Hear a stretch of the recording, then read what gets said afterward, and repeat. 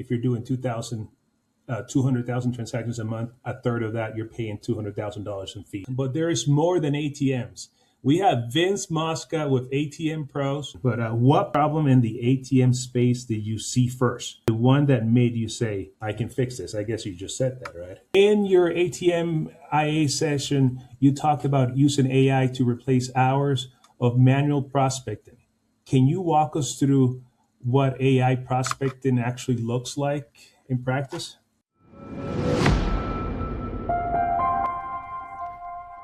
Hello, everyone. Today we are going to be talking about ATMs, of course, but there is more than ATMs.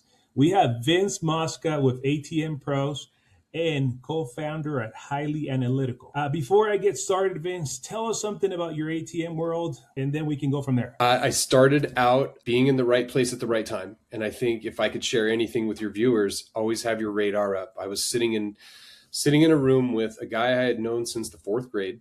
And he was representing a tool called Hyper that was out, which was an ACH transfer that a lot of people in the cannabis business used to move funds around in a legal compliant way that was approved by the cannabis banking world. And I was sitting there with someone who owned the bank and the person that owned the dispensary after that. And they're going, you can't put your state legal dollars into that ATM, and you can't even have the possibility to do that with our regulators coming in and asking, hey, open up your ATM. We got to figure something out. And I chimed in and said, well, I think you guys need a third-party ATM provider. And they said, oh, do you know anyone? And I go, I do. And, a guy who my dad had some restaurants here in Phoenix, Arizona for a while, and he had an ATM, reached out to the guy who did the ATM. He was an Arizona State guy, and I was an Arizona State guy. And I said, hey, can you put something in a dispensary and then show that you never share funds with the dispensary or anyone else? He goes, all day long. Yes, please. I go, great. Well, I was consulting at that point for the dispensary, so I couldn't take a fee on that. But a couple years later, that same person that I had known since the fourth grade called me up and goes, hey, got about 4 ATMs and 4 different dispensaries that we can put in. You want to call your guy Justin? I went, I do. And that's how ATM Pros started. That was about 12 years ago, probably 25 million transactions, 10 states, and over 150 dispensaries later. And it has been a wild ride, and it has been a gift the whole time. I love it all. That's excellent. Well, one of the questions that I asked that I don't think I put them in the deck for you, it's how many transactions do you see on a monthly basis? When we're rocking and rolling, I would say maybe 200,000 transactions in a month, plus or minus, up and down. It's mainly dispensaries? Just dispensaries only. That's where I think we have one non-dispensary right now that's a holdover from a million years ago, but we only place in dispensaries now. And again, not to put you in the spot, but just for people to know and for dispensary clients to know too, do you have an idea of a ballpark? How much do you pay on commissions on a monthly basis? Yeah, depending on the dispensary, on the total portfolio that you have. Okay, so we'll make on average per terminal about $3 per transaction across all of them, depending on the fees. In a given year, we've been around 2 million transactions in total. Good. And we have to share a lot of that, depending on if it's a bank that made the referral, if it's an outside person, and then if the dispensary is allowed to participate based on their banking relationship. If their bank allows them to participate, then we pay out fees that way as well. So I'm going to take an assumption. If you're doing 200,000 transactions a month, a third of that you're paying $200,000 in fees on commissions. Definitely. So, and that's the best part. For me, what I love is when I need to place a dispensary, we overpay. So if the going rate is $1 in the area, I need my phone, when I call, I need my calls answered, because the dispensaries, when they go down, it is a lot of dollars that they are out. So I'll pay $1.25, $1.50 just to be your favorite call. There you go. So now, more than ATMs, what is Highly Analytical, and what are you going to give us here? So Highly Analytical was born out of the transactions and my banking relationships in the cannabis space, because we were looking for a way to give the banks a tool for anti-money laundering to say, we have these 25 million transactions that we've normed with the data scientists, my partner Caleb, we brought on at Highly Analytical, and put together a way to balance the transactions and look for anomalies. So when my partner initially looked at all of my transactions, he came back and said, hey, we found something. There was something that blipped. And I went, no, there's no blips. He goes, yeah. He goes, normally it wouldn't be a flag, but we had an ATM transaction outside of the normal business hours. And I went, all right. And he goes, it was at 6 a.m. And I went, oh no. Like I could see a late night one, like somebody that's working late and then they pulled some cash out before they went out that night. But an early transaction, I go, all right, well, what's the deal? He goes, it was 3 max pulls off hours. And as a dispensary owner, if I thought to myself, who are 3 people that are pulling max pulls? Because we hadn't had 3 consecutive max pulls from 3 different users, maybe but once in all those transactions. So for me, I'm going, oh no, what's happening here? I don't like this. And I go, when was it? And he goes, April 20th. And I went, okay, we're good. The managers were probably getting the daily deal. They pulled their money out, or, whoever it was, they wanted the cash to do it. And this all makes sense. And he goes, oh, okay, good. Okay. So with that, shopped it to a handful of the cannabis banks. They've become a lot more commoditized in the last couple of years. They were really writing the script for a long time and could, charge the fees, but there's a lot more competition now. And it didn't get the traction I wanted. But in the midst of all of that, my data scientist partner said, don't you have a client that has screens on top of the ATMs as well and wraps? And what if I put together a predictive inventory management system for them so they could look at what they're selling, what might go bad, connect that with the vendors, engage them sooner, look at the things that you're going to need potentially to order, engage those vendors sooner. And Highly Analytical then pushed into that space pretty heavy. We ran an amazing pilot out here in Phoenix, Arizona, where Select was the brand, Curaleaf was the dispensary ownership group, and they had a 776% return on ad spend when they ran the pilot with us. So very cool stuff. I think for me, sometimes being out there in the middle of the ocean with AI and the different machine learning things that we do, I have to wait and let everybody kind of catch up. It's pretty heady stuff. So that's where we shifted really over to agent automations for the dispensary owners to help them make faster, better decisions with better data. And that's where we've been living for probably the last 6 months in that space. So let me see if I can translate everything that you said in a couple words. You have this little machine, 2x2. You have a screen on top, and it's wrapped, and you were able to connect that with the inventory and marketing and just going around, and that data was very good for your clients. In addition to that, we had web crawlers out there looking for different events that might be going on. So let's say you have a manager at a location and they don't know that it's going to be bike week with 10,000 bikers coming up and down this one road in Arizona. Our system picks that up and goes, hey, you haven't let these 3 brands know that you need to overstock for this whole week.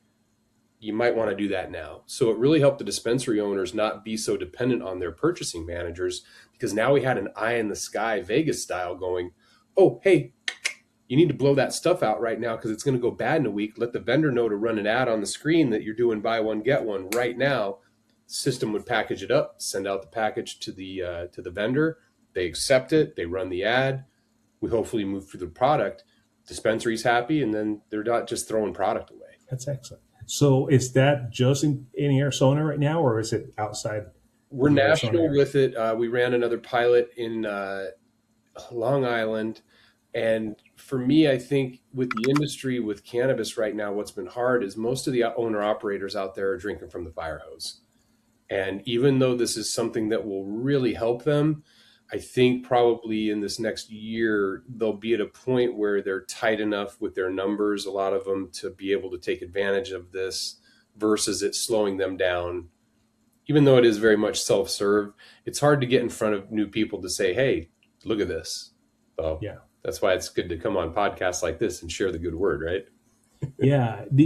I don't know if you have a demo on this that you can do, and if you're not ready for a demo for this one, yeah, I know there's more material that you can provide. But this sounds like a no-brainer, for a lot of not just a dispensary, but any other mom and shop show.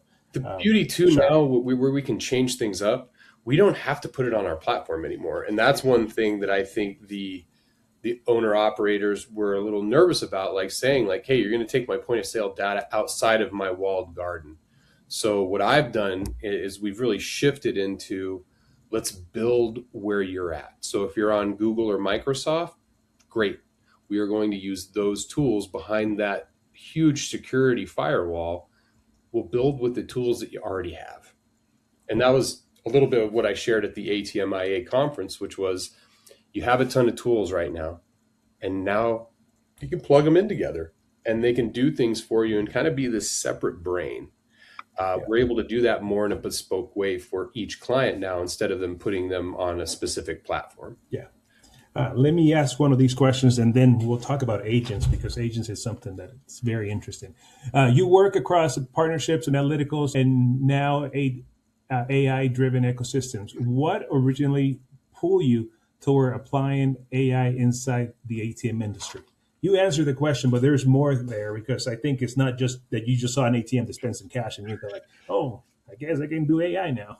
I think the big one was the money. I ain't gonna lie. I was Yeah. leaving a meeting with one of my biggest and one of my most favorite and respected clients that I work with, and I overheard their marketing manager say, "Yeah, Vince, you need to get those screens up on your ATMs because we're making $3,000 to $6,000 a month selling ads to the brands." And then I went, "I'm not really an ATM guy anymore." And I thought about all my ATMs and all the different locations in the dispensaries, and a lot of times in the States, dispensaries can't buy a billboard. They can't run a bus shelter. They can't run Google ads. So the one place that they could advertise, I had a 2 by 2 square foot, thing I could wrap in my ATM and put screen ads. And we started running 12 screen ads at, I would say 10 seconds a pop. So now all of a sudden, these people that are limited with both budget, because if they're going to try and run against a lot of the lawyers out there and the different car dealerships, you're spending a lot in billboard. Well, now we can create these indoor billboards in the only place that people are buying their products. So that's probably the big catalyst for me, was keeping my ears open in that instance. I'm in with the bankers and I went, oh, I can do this. And then I was in with, the dispensary group and I went, wait a second, I've got 100 different dispensaries that I could, on the low end, just wrap easily. Yeah. And then if we can put a screen on top, now it just extends the ad activation even more. That's excellent. I think you answered the question, but what problem in the ATM space did you see first? The one that made you say, I can fix this. I guess you just said that, right? Yeah, the biggest one that got me in was the banker telling the dispensary, you can't have your own ATM. You need a Coke machine with a third party. And I went, yes, please. So I started third-party ATMs. That was like the initial LLC name of it, and ATMpros.com is our .com.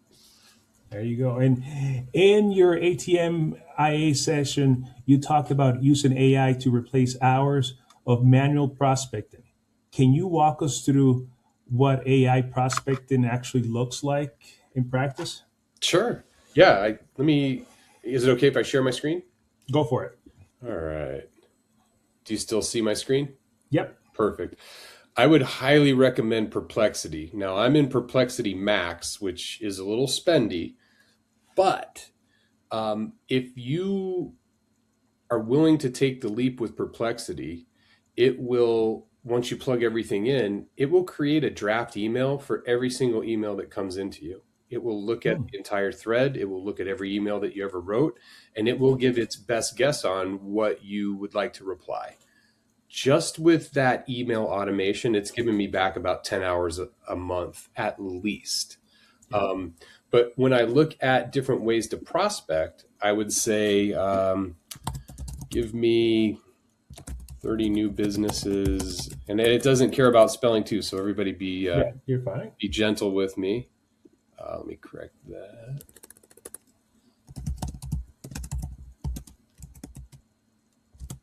And it's spitting the information right in front of you, not even without you pressing.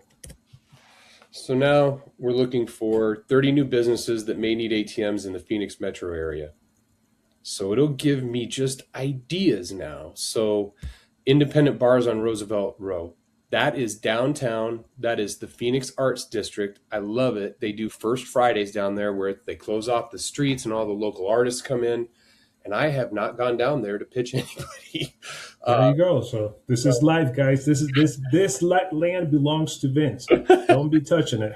Now the next two are very much, bread and butter. The number 4 one, we don't do strip clubs, and not to besmirch anyone that does it, but people generally don't like them and are angry with them because they're so expensive, and then they spill drinks and they kill your keypads. And for me, it just doesn't work. So it doesn't know this yet, but no, a small boutique hotel, motels, big chains. There are so many of those popping up here in Arizona because we have this giant chip deal coming in from TSMC in Taiwan to build a chip factory. They are throwing up hotels for a lot of the workers that are coming in to do a lot of the initial work.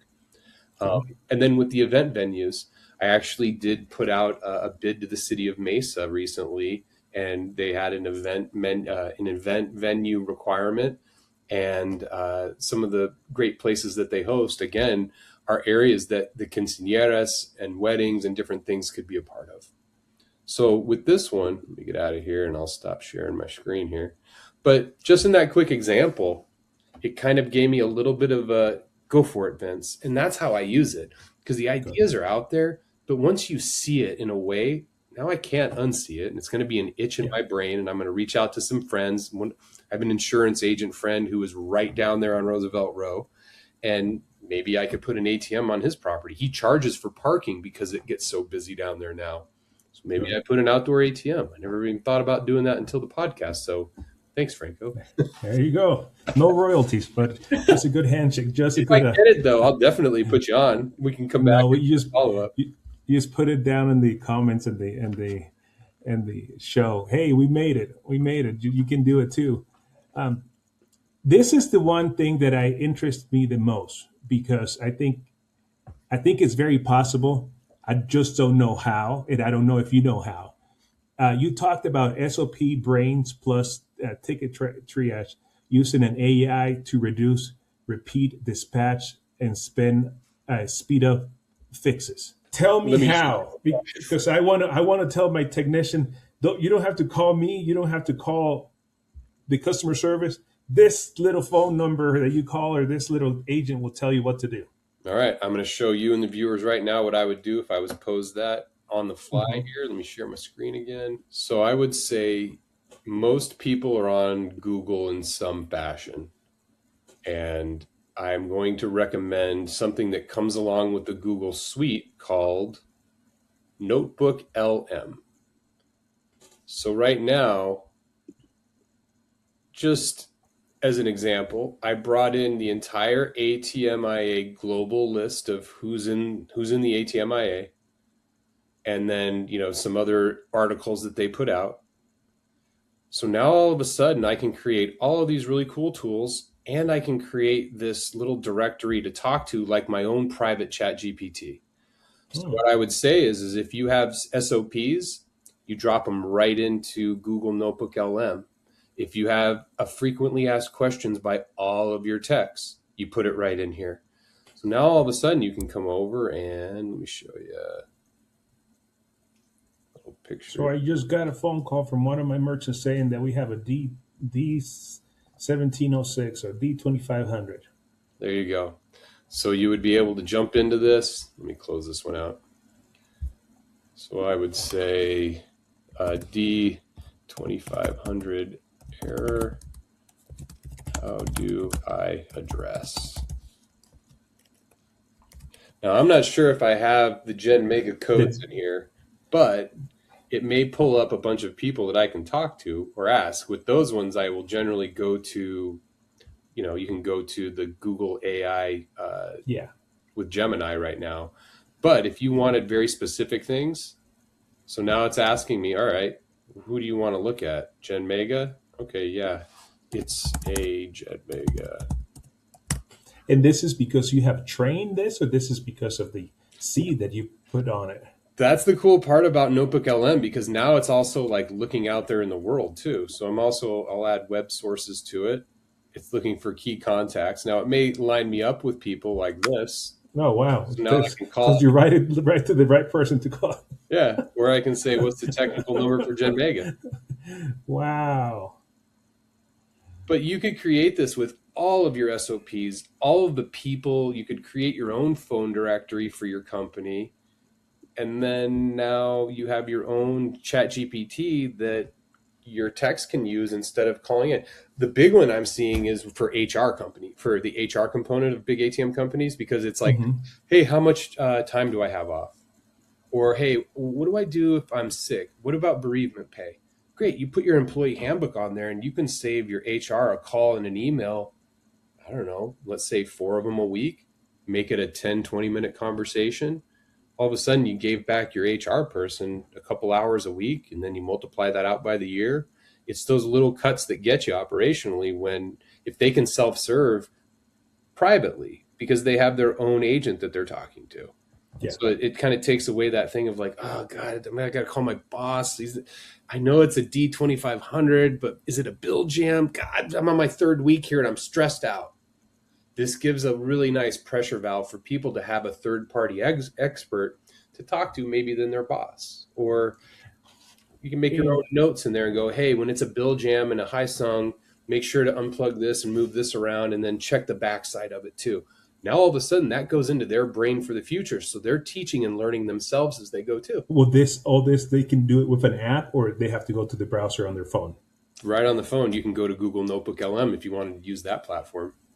You could also create a chat GPT, like you can create your own private chat GPTs within chat GPTs that you share with people too.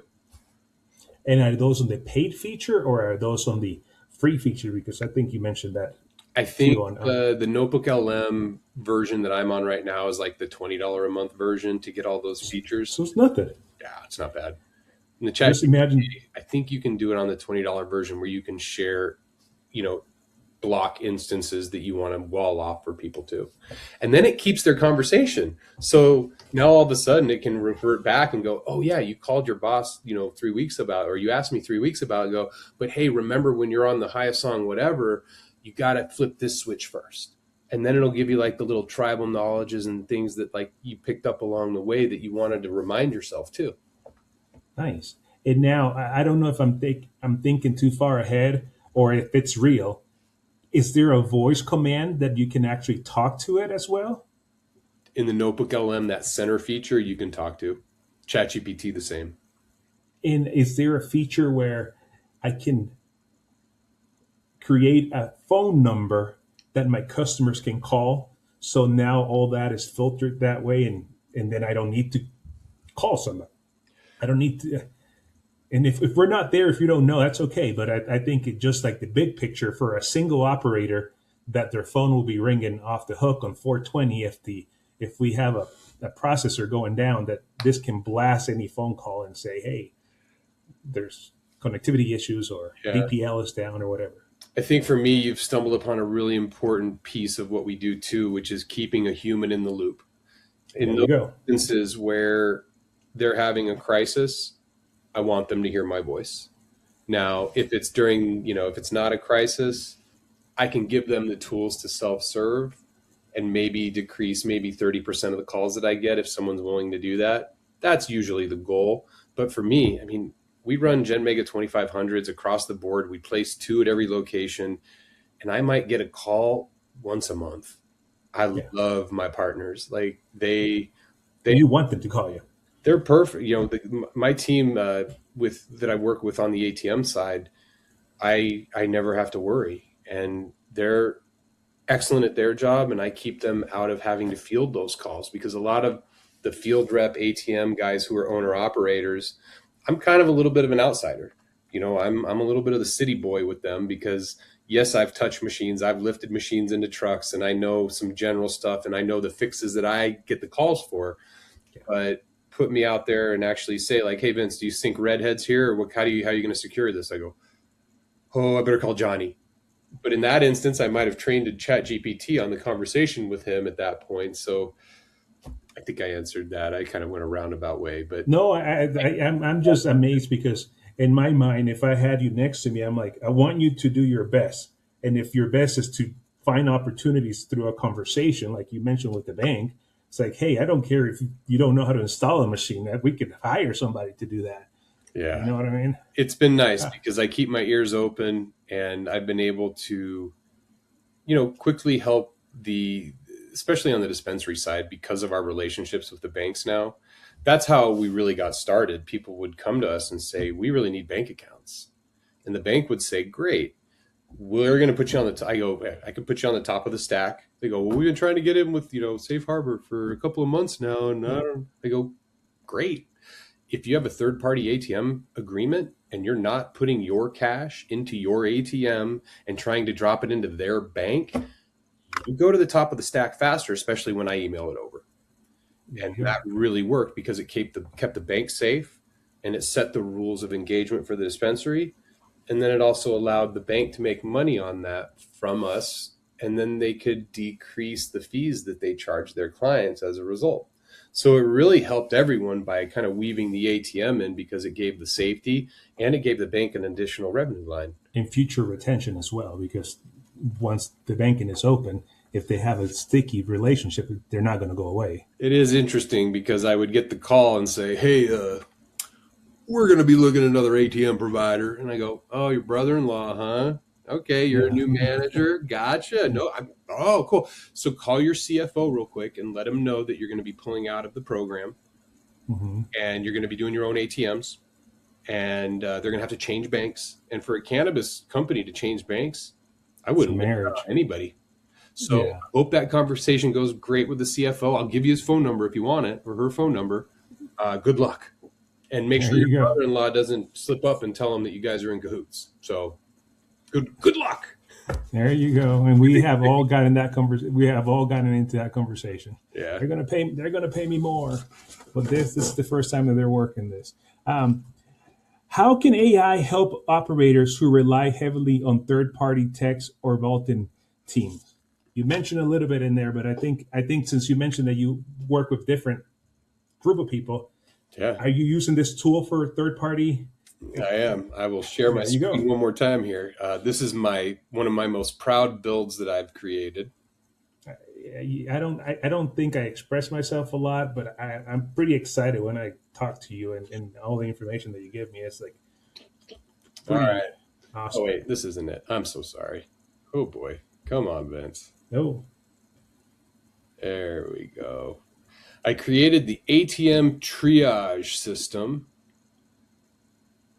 and this gives an owner-operator that deals with multiple vaulters, multiple locations, multiple terminals, the ability to capture it all and to help give different AI recommendations based on usage. So in this first page, you're going to see an overview of all of the different ATMs they're under. So we've got 17 locations, 34 active terminals. So right now they can click into any of their active terminals and they can see what the terminal's up to, what it's been doing, what it is. Now they can click into what predictions. All right, you got a jam rate per 10,000 at 2.5, a reject rate. Wow. So now it gives a little recommended action. Hey, continue normal monitoring, next service due on schedule. So it gives you an idea of transactions and how hard you're running stuff. You can add in any report issues on your own, and then you can check out just an overview of it. So that's just on the main page here. So this is next level stuff, because right now we go to our processor and he would just tell us dispense amount. You're telling me a fail ratio. Oh yeah. That's like way beyond what we currently see. So now you can pop in and you can see what's going on. So your top 10 ATM failure reasons, you got a card reader issue. On average, it hits around 4,200 transactions. The repair cost is around $275 and you're down for this amount of time. This is the key with the people I serve. They cannot be down. Yes. So they're super on the ball now with all of their servicing because they're getting the signals from the transactions to get them ahead of the game. And that's a big selling point for this right now. We also have Is this in the market? I'm going to market. I have my one client playing with this right now, but I'm looking to find a partner to go to market with on this because we're drinking from the fire hose, and I need people that need this, and I'd love to do some more pilots and give it away. And if you have listeners or watchers that want to get a version of this, I will definitely share it with them, and they can start playing with it. This is great. This is great because like I don't have a system in place for maintenance schedules or for card readers failures. Okay. And if this tells me everything, hey. So there's another section here that's kind of fun. So it'll give you everything that's going on at a glance. Good. You can schedule service. You can view the full history. You can report an issue. You can look at the performance. You got a low risk. Look at all the different maintenances that might be going on, any issues, and then the financials. What's the load? What's the fee? What are you looking at? Let me jump out of here. Is this designed for an ATM operator? What size? Let me know. Let's go from there. The way this is built, it can be from the smallest to the biggest. It does not. It's very size agnostic. The number of terminals don't matter. What really matters is, going through and saying, okay, you have a phone rep that's new. Great. Give them a service cost calculator. Do you want to share this with someone that that's doing some of this on their own? All right. Well, now they can look and go, okay, it's going to be a dispenser jam clearing. How far away is it? All right. Well, we're not going to charge them drive time. It's in the city. Are you going to mark up parts? All right. We'll mark up parts. Do they want a rush job? All right. They want an hourly holiday rate? Okay. And then you can generate a quote based on the parameters for the client real quick as they call in. So you're not kind of doing it by hand anymore. Good. Let's say they need, an emergency service. It's 3 hours away. You're charging that. It's a holiday. Now they're looking at this. So you can kind of talk them through either if you want to move them to a service plan that might defray some of these costs and go, hey, look, when these happen, why don't you pay $500 a month? And then when this happens, we don't hit you with holiday and we don't hit you with rush. That $2,000 job turns into $489. Yeah. The reason I have these numbers as well is I went through, this is for a client in Arizona, and I pulled in every single ATM person in the state, and I looked at every single one of their... Hey, I see myself there, buddy. But here's the thing. I wanted to show them, like, this is yours. I'm not giving you pricing to say, work with me. I'm saying this is the pricing out there. This is what you will be up against. And bottom line, this is what we do, and this is the best price that there is. Yeah. Or I'm available for you. I actually don't know, and of course we're just talking here, and we're past the time. For the very first page that you show me on this one, do you think that could be a tool that you can sell to PAI, Switch Commerce, or CDS? Because now they're giving us more value, and then you get. I have a call out to Brinks right now. I've got a great contact over there, and it's interesting because if I can make the tool simple to use, fun to use, and worth it to everyone, I want to give it away for a while and understand the users and maybe refine it some more. And then we go to market with our big market partner and say, cool, Brinks, if you want to roll this out to everybody, great, let's partner on it. Because for me, I need to make friends. And the best way to do that is to give freely without intention. And I know it always comes back. It always has. So I would love any ideas that you had, any recommendations or friends. I'm all game. Like, I just love cool stuff with cool people. That's really what I get to do now because I've been very blessed with, being successful in this industry. It's freed my time to allow me to think of cool stuff to do. And I like sharing it. Thank you. We have not done this in any of the other podcasts, but we can open this for anybody to reach out to you, and then you can do this. Good. I can take it and I can adjust it. I can make their own copy for them too, and kind of specifically massage it for them if they want. Now, that might take them into more of a relationship with me, but out of the box, they can definitely play with it, use it. I'll tweak it a little bit for them and, make sure it's worth it to them. And most companies won't do that anymore. They want you to sign up for a long contract and kind of bog you down. I just want to make sure to bring value. And if I bring value, I know that there'll always be a good relationship financially. That's excellent. Thank you. I can't get enough out of your brain, buddy. And I want to keep it between 30 to 40 minutes. So two more questions. Where do you see AI affecting ATM operators from a small scale operator to a large scale? I would say the ability for them to take more control over the time that they spend doing repetitive tasks. Because if I can give everyone back half of the time that they spend doing repetitive tasks that they already know the answer to, that they've already answered before, both for the customer, for their staff, for their technicians, for HR, I can give back time, and time is money.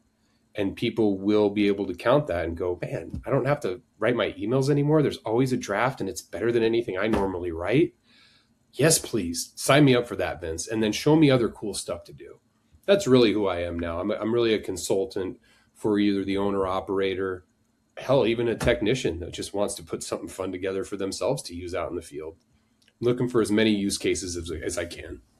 So what you just said, it would help any operator from somebody starting to a well-managed 3,000 plus ATMs.